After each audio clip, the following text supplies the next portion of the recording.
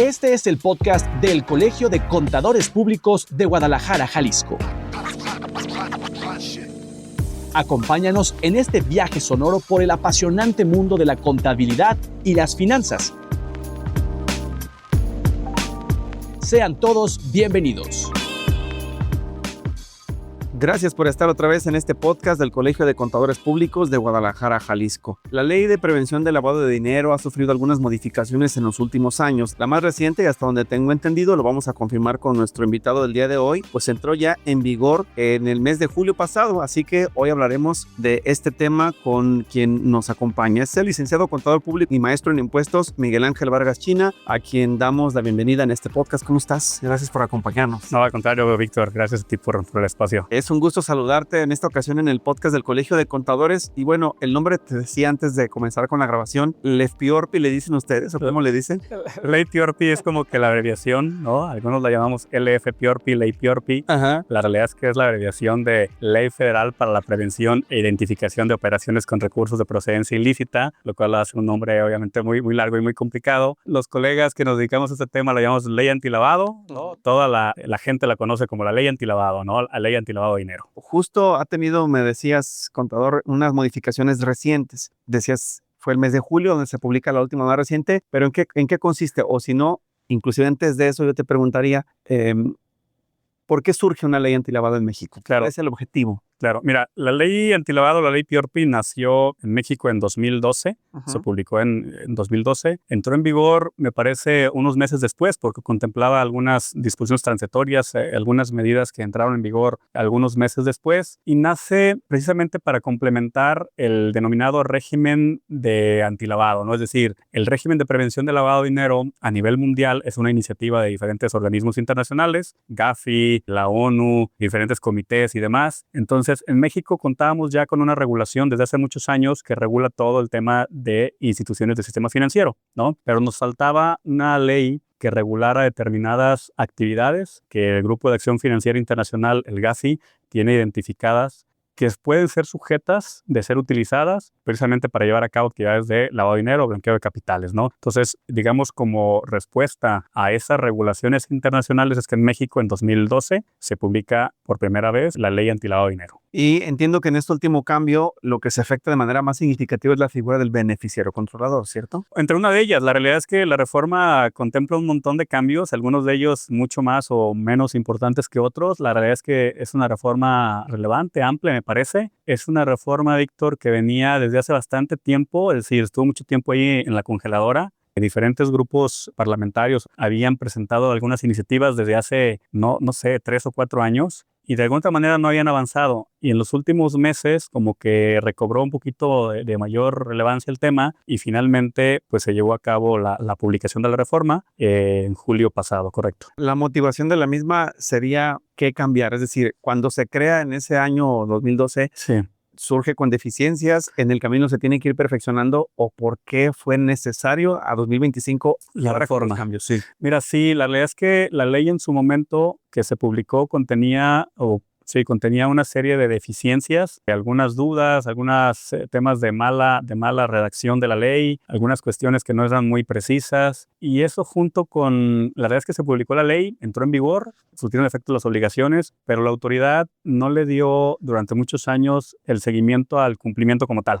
Entonces era una ley que estaba publicada, los sujetos obligados ya tenían la obligación de cumplir con todas las obligaciones, pero la autoridad o de manera nula llevaba acciones de verificación para el debido cumplimiento. Entonces, pues eso te motiva a que haya un gran incumplimiento por parte de los sujetos obligados. Como la autoridad no revisa y algunas disposiciones son muy difíciles de cumplir, pues la verdad es que los sujetos obligados a cumplir con la ley pues no lo hacían de manera correcta, no se preocupaban. Entonces yo creo que toda esa serie de cuestiones fue lo que motivó a llevar a cabo una reforma, teóricamente para corregir esas deficiencias, que ahorita que vamos a entrar un poquito en materia, vamos a ver que no necesariamente se corrigieron y que quizá nos dieron otro tipo de cuestiones problemáticas más en la misma, ¿no? Para efectos prácticos de quienes a lo mejor no son contadores, ¿quién es un sujeto obligado? Claro, mira, el sujeto obligado la ley lo define como aquella persona que realiza una determinada actividad vulnerable. Las actividades vulnerables, como te decía hace rato, están definidas, son actividades que Gafi tiene identificadas, por ejemplo, todo el sector inmobiliario, todo el tema que tiene que ver con venta de autos, venta de joyas, obras de arte, monederos electrónicos, traslado de valores. Es decir, Gafi tiene identificados a nivel mundial una serie de actividades que no tienen que ver con el sistema financiero, ¿no? Porque ese ya está regulado de manera correcta. Entonces, esas actividades, Gafi las conoce como actividades y profesiones no financieras designadas. En México se le llamaron en la ley actividades vulnerables. ¿Por qué? Porque son actividades que pueden ser sujetas de ser utilizadas por personas para cometer, te decía,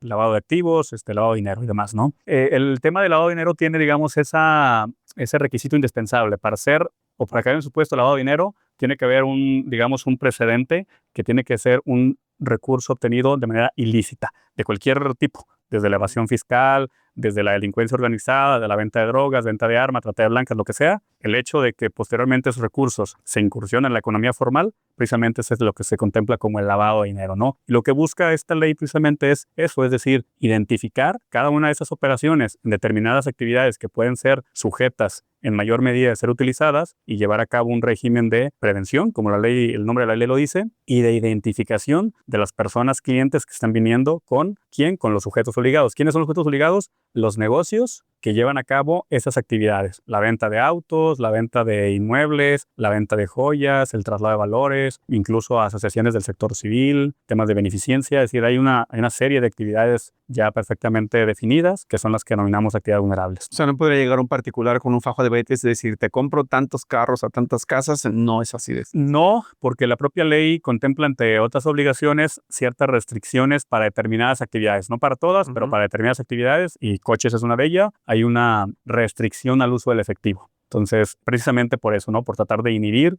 el uso del efectivo, que normalmente viene asociado a un tema de un recurso quizá mal habido, ¿no? Y como casi todas las leyes que ocurren a veces, no solamente en este país, sino en otros más, enfrenta problemáticas en su implementación e incumplimiento. ¿Habría la manera de enumerarlas? ¿Se detectaron esos puntos equivocados? Sí, había muchas, ¿no? Y sigue habiendo la realidad. Te diría, por ejemplo, una de las más comunes en la ley anterior, antes de la reforma, en algunos sectores, por ejemplo, el inmobiliario, había algunas actividades que no estaban muy claras, ¿no? Por ejemplo, el desarrollo inmobiliario. Nosotros lo vemos todos los días aquí en nuestra ciudad, ¿no? Por cualquier esquina que pasas, ves que están levantando una torre. Entonces, el sector inmobiliario tiene diferentes actividades vulnerables dentro de ella. La venta, la intermediación, la construcción, el propio desarrollo y demás. Entonces, por decirte uno de tantos, el sector inmobiliario estaba, digamos, con varias deficiencias en la redacción que hacían complicado su implementación, o incluso el desconocimiento. Pues mucha gente, muchos sujetos obligados no lo hacen todavía por esa falta de conocimiento, ¿no? Entre muchas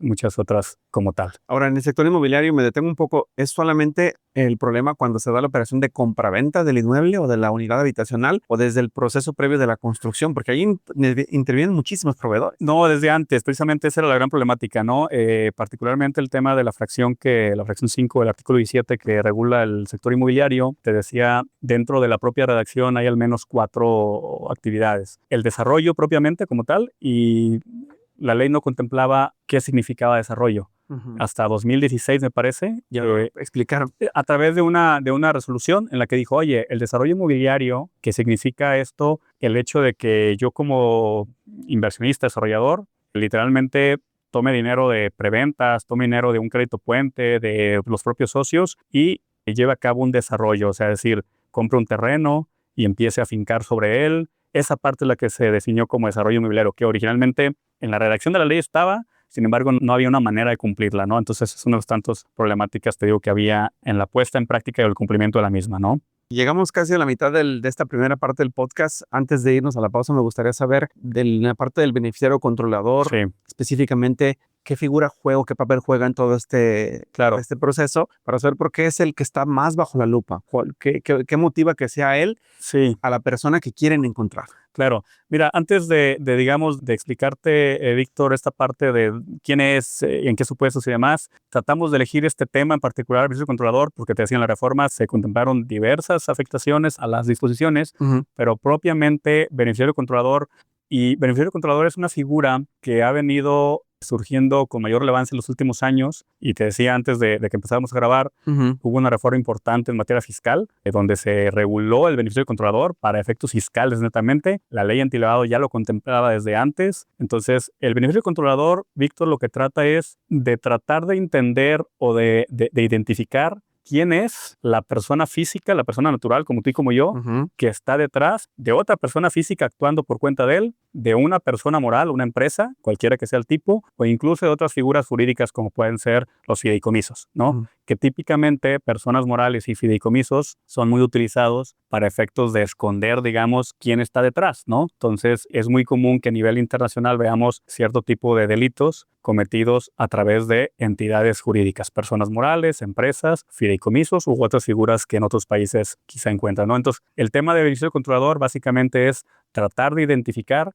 quién es el que está detrás, actuando detrás de una persona moral, de un instrumento jurídico o incluso de otra persona física, ¿no? Básicamente me hiciste recordar, maestro, el caso de una empresa famosa en Estados Unidos, Enron. Sí, claro. Que llevó a un colapso económico, me parece, hasta global. Claro. Y hablamos de Enron, pero claro. Enron tenía personas físicas o hombres de carne y hueso que la operaban, son los directamente responsables. Sí, y ese es el gran tema, ¿no? Es decir, la figura como tal es relevante, es importante para todas las materias que me digas, insisto, la fiscal, la del régimen de prevención de lavado de dinero o cualquier otra, y es bastante complejo llegar a tratar de identificar de manera correcta a ese beneficiario controlador, dueño beneficiario. A nivel internacional hay otros conceptos similares, propietario real, beneficiario final, todos van un poquito relacionados acerca de lo mismo, ¿no? Simplemente son diferentes términos en función a la legislación que estás aplicando. Llegar a hacerlo es bastante complejo. En materia fiscal, la reforma que hubo hace 2-3 años al Código Fiscal de la Federación, se establecieron mediante reglas misceláneas una guía bastante compleja, pero bastante bien clara y establecida de cuáles son los pasos que deberías hacer para que tú llegues a identificar quién es el beneficiario controlador de una persona moral, ¿no? En ley PRP tenemos esa figura, pero bastante más reducida, es decir, a nivel conceptual incluso es mucho más simple, no hay las reglas suficientes o claras para efectos de llevar a cabo. Entonces, eso precisamente es lo que vamos a, digamos, hablar en este segundo bloque, claro, del tema de ley PRP, esta reforma que hablábamos de julio pasado, que se reformó respecto al beneficiario controlador y la problemática que estamos encontrando tanto los colegas que de alguna otra manera asesoramos a empresas, sujetos obligados, como para los mismos sujetos obligados o incluso las propias personas que actúan como clientes, como tú y como cualquier otro ciudadano que tiene un negocio y que el día de mañana llega a comprar determinado bien o servicio y le preguntan, oye, ¿quién es el beneficiario controlador? Y dices, oye, pues primero explícame qué es eso y cómo le hago para decirte quién es, ¿no? Claro. Ese es un poquito el tema. Muy bien, pues vamos a hacer una pausa en este podcast del Colegio de Contadores. Les recuerdo que hoy estamos hablando de esta ley PRP o la ley antilavado, como regularmente le conocemos en la calle, con el licenciado contador público y maestro en impuestos Miguel Ángel Vargas China, quien nos acompaña en este espacio de comunicación del colegio. Hacemos una pausa, regresamos enseguida.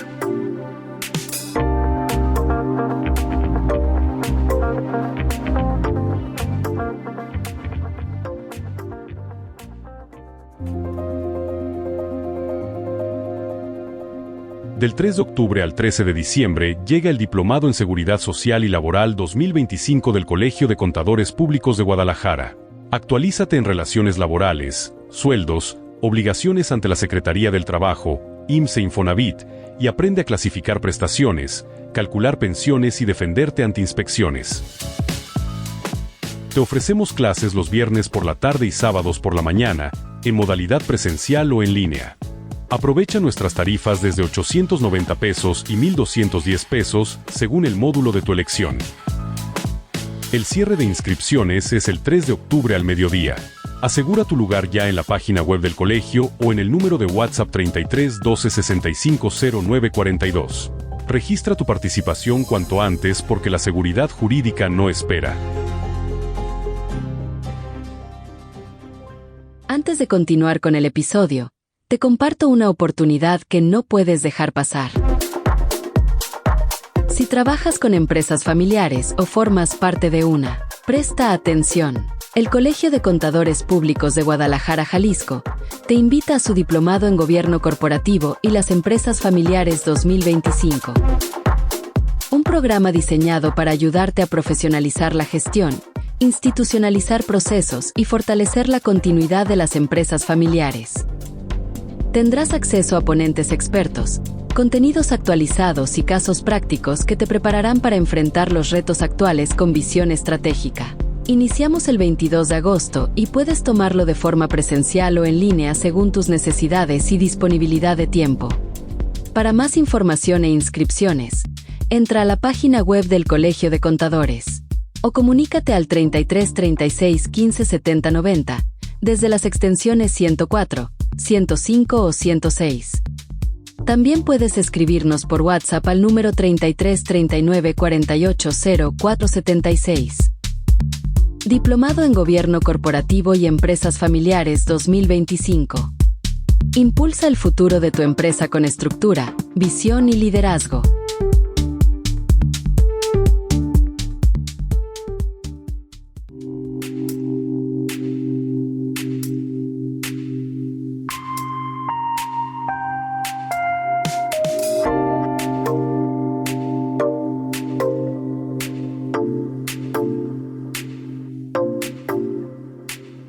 Les agradecemos mucho de verdad que sigan con nosotros en este podcast del Colegio de Contadores Públicos de Guadalajara, Jalisco, y después de esta información importante que les ha compartido el colegio sobre sus actividades, los cursos, diplomados que se realizan de manera frecuente, continuamos con esta charla hablando de la ley antilavado, que tiene por supuesto un nombre mucho más técnico que nos ayudará a deletrear el maestro Miguel Ángel Vargas China, nuestro invitado de esta ocasión. Ley Federal para la Prevención e Identificación de Operaciones con Recursos de Procedencia Ilícita. Aquí está, la intención es justo que sea lo más amigable, lo más entendible, tanto para los colegas del colegio como para la población general que nos está escuchando. Así que agradecemos mucho la participación del maestro en impuestos Miguel Ángel Vargas China, que está con nosotros en este podcast del Colegio de Contadores, que por cierto, especialista en impuestos ahí en la Universidad Panamericana, ¿no? Sí, correcto. ¿Seguimos en la docencia?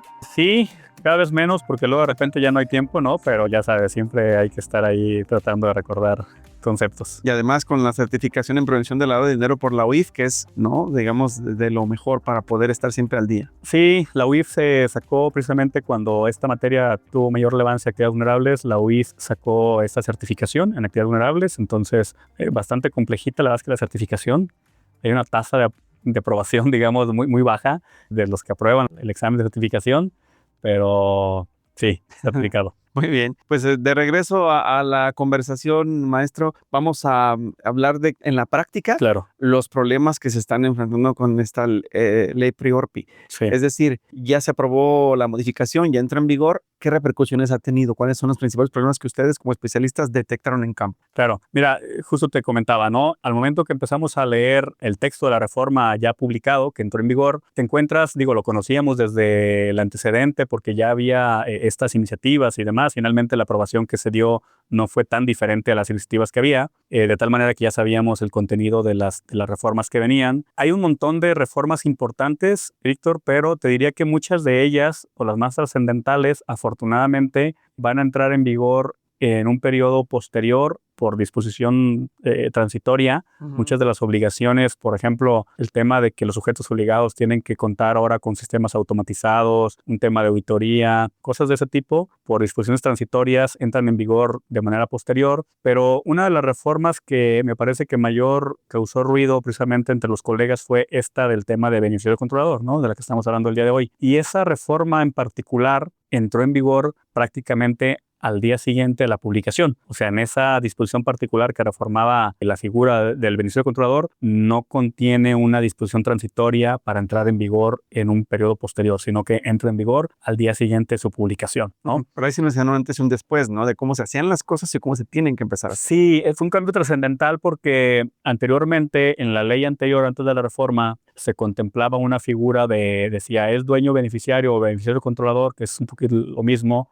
La persona, grupo de personas y demás, el texto como tal no se reformó, ¿no? La figura como tal del dueño beneficiario, los supuestos en los cuales cae sigue siendo muy parecida. Me parece que el gran cambio pasó entre quién es el obligado ahora a identificarlo. La ley anterior te decía, tú eres un sujeto obligado, es decir, tú eres una agencia de coches que realiza una actividad vulnerable porque vendes coches, y entonces tu obligación es preguntarle a tu cliente si él tiene conocimiento de la existencia o no de un dueño beneficiario o un beneficiario controlador. Y tienes la obligación de recabar constancia de esa respuesta, ¿no? De tal manera que tú eras una agencia de coches, una empresa inmobiliaria, yo venía, Miguel Vargas, a comprarte un coche, a comprarte un departamento y me decías, oye, ¿tienes conocimiento de la existencia de un dueño beneficiario, un ser controlador? Y si yo te decía no, yo estaba obligado a firmarte una constancia donde tú me preguntaste, yo te dije que no y te la firmaba, ¿no? Entonces ahí acababa, digamos, tu responsabilidad. De buena fe casi. Sí, completamente, porque al final del día la responsabilidad era, digamos, de proporcionar información, pues en este caso el cliente, ¿no? En este caso la reforma le da la vuelta completamente y ahora dice, tienes la obligación de identificar al dueño beneficiario o beneficiario controlador tratándose de personas morales. O sea, ya no te da la opción a que tú le preguntes a tu cliente si tiene o no, o que te dé información. No, la responsabilidad cae sobre ti, al menos en el texto de la ley.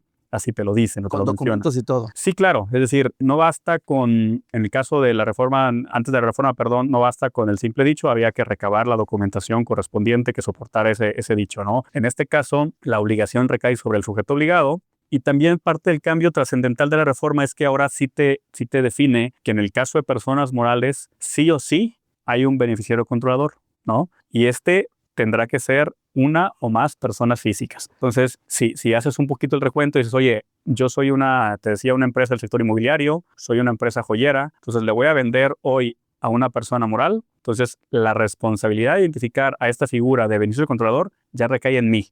Ya no es de que yo le pregunte a mi cliente si sabe o no, existe o no. No, recae sobre mí. Y además, el texto de la ley te lleva a concluir que en el caso de personas morales, sí o sí, tiene que haber una o más personas físicas que sean esos beneficiarios controladores, ¿no? Y entonces, el problema es con que nos encontramos es que la reforma ya entró en vigor respecto a esta figura, ¿no? Del beneficiario controlador. El texto de la ley te dice identificar al beneficiario controlador de acuerdo a las reglas de carácter general que para tal efecto expida la Secretaría.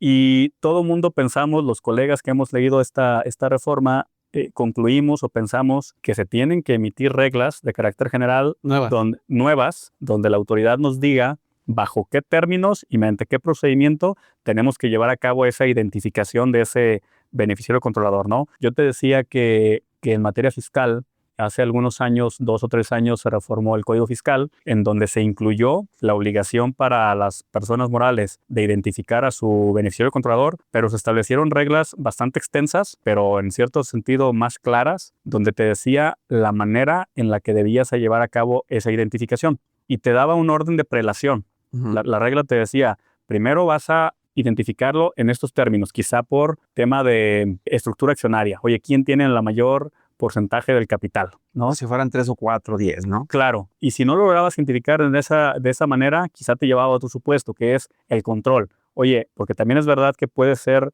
la figura del beneficiario controlador una persona que no sea accionista, pero que sea quien realmente maneja las decisiones importantes, la política, las estrategias y demás de la misma, ¿no? Entonces, hay muchos supuestos en los cuales puedes ser beneficiario controlador y el problema es eso, que la ley PIORPI hoy por hoy te impone la obligación a ti, sujeto obligado, no te dice cómo hacerlo. Había reglas ya anteriormente de cómo identificar a un beneficiario controlador, pero creemos que no son tan aplicables al texto de la reforma actual. ¿Por qué? Porque no hay un orden de prelación como sí lo hay en materia fiscal. Entonces, justo tú me comentabas un poquito antes de empezar a grabar. Oye, si tú eres el dueño de la inmobiliaria y yo llego con una persona moral a compartir un departamento y te entrego mi acta constitutiva, es suficiente. Pareciera ser que tú dices, bueno, pues de aquí lo obtengo, ¿no? ¿Por qué? Porque uno de los supuestos de los cuales caes en la figura de beneficiario controlador es quien tenga más del 25% del capital social. Entonces tú lees mi acta constitutiva y dices, oye, pues Miguel Vargas tiene el 50% del capital, pues asumo que él es el beneficiario controlador, pido su identificación, su comprobante de domicilio y los demás documentos que apliquen, lo identifico y pues así presento mi aviso, ¿no? Y te decía, el problema es que,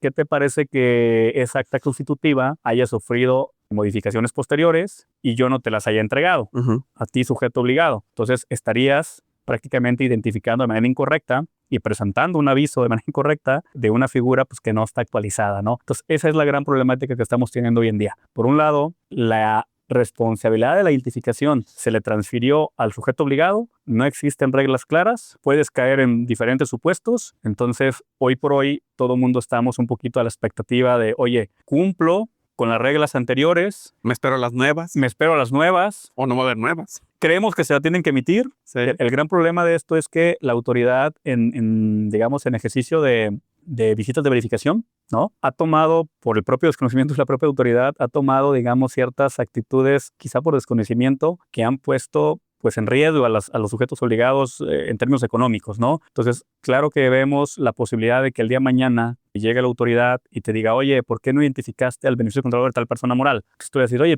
pues porque no has emitido las reglas, ¿no? Entonces pues, no sé cómo hacerlo.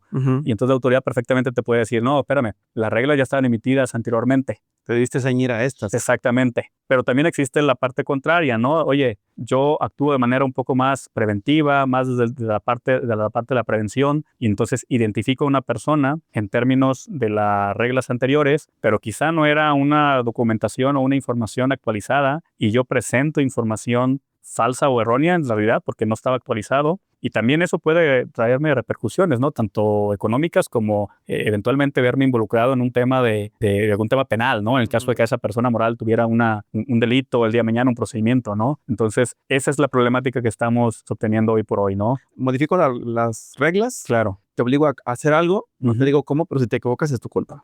Exacto, ¿no? Y el problema es que esas omisiones, pues la realidad es que perfectamente podrían caer o verte, digamos, inmiscuido en un tema de un procedimiento penal, ¿no? En el caso de que a ese sujeto, perdón, a ese cliente hubiera realmente cometido un ilícito, tú tenías la obligación de identificar a la persona que está atrás, que tiene el control, o quien era el que en última instancia iba a usar el servicio o el bien que le estuviste vendiendo. Entonces, por supuesto que van a venir contigo al menos a preguntarte tu expediente, cómo lo identificaste, cómo no lo identificaste, y en dado momento, pues claro que podrías verte, digamos, ahí involucrado en una especie de cómplice o incluso hasta un tema de omisión, ¿no? Oye, no lo llevaste a cabo correctamente. Oye, maestro, pero en el Inter puede haber sanciones económicas, ¿y qué tan graves son? Sí, claro, las sanciones económicas, mira, la ley PIORPI, la ley antilavado, contempla, creemos, las sanciones económicas más altas de toda la regulación mexicana.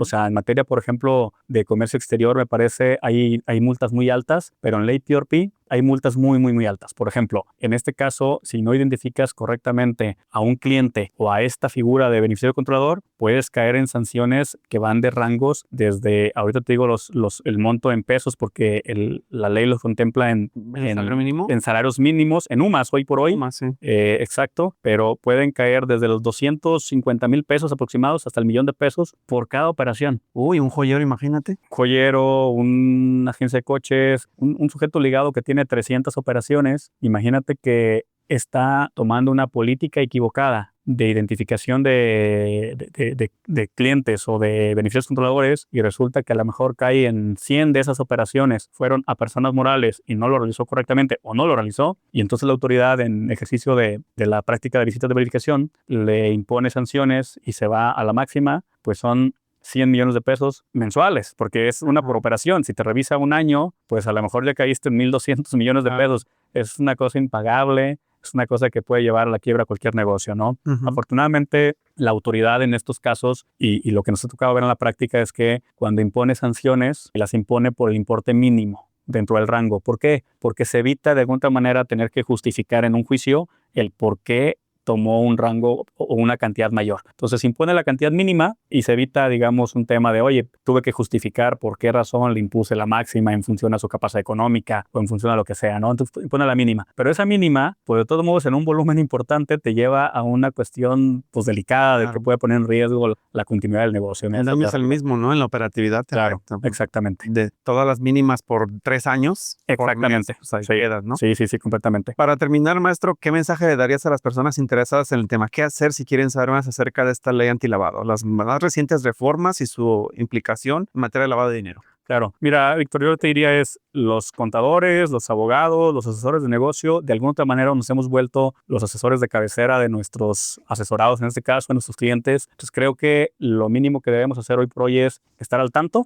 ¿no? Segundo, si es el área de tu competencia, estar preparado en la reforma, leer la reforma, estar preparado, capacitándote, estar al tanto de las reglas y demás. Oye, si no te corresponde a ti, pero porque no eres el especialista, bueno, pues al menos poder comunicar a tu cliente en ese caso, oye, hay tal reforma, creo que te aplica, creo que es importante que busquemos al especialista para efectos de que haga esa evaluación, de saber si esa reforma te aplica o no te aplica, y en caso de que te aplique, pues cómo implementar la manera correcta, ¿no? Es lo que creo que mínimo deberíamos hacer las personas que al final del día, los colegas que estamos involucrados en estas áreas de asesoría de negocios, desde la parte contable, fiscal, financiera, legal o demás, ¿no? Muy bien. bien, pues la recomendación viene desde la Comisión Fiscal 2.0 de este Colegio de Contadores Públicos de Guadalajara, Jalisco. Usted la escuchó en voz del licenciado contador público y maestro en impuestos Miguel Ángel Vargas China, que nos acompañó en esta ocasión. Muchas gracias por la charla. Al contrario, Víctor, gracias a ti por el espacio. Llegamos al final del podcast. Soy Víctor Montes Rentería. Lo esperamos la próxima semana, ya lo sabe, en el siguiente episodio. Hasta luego. Gracias por escucharnos.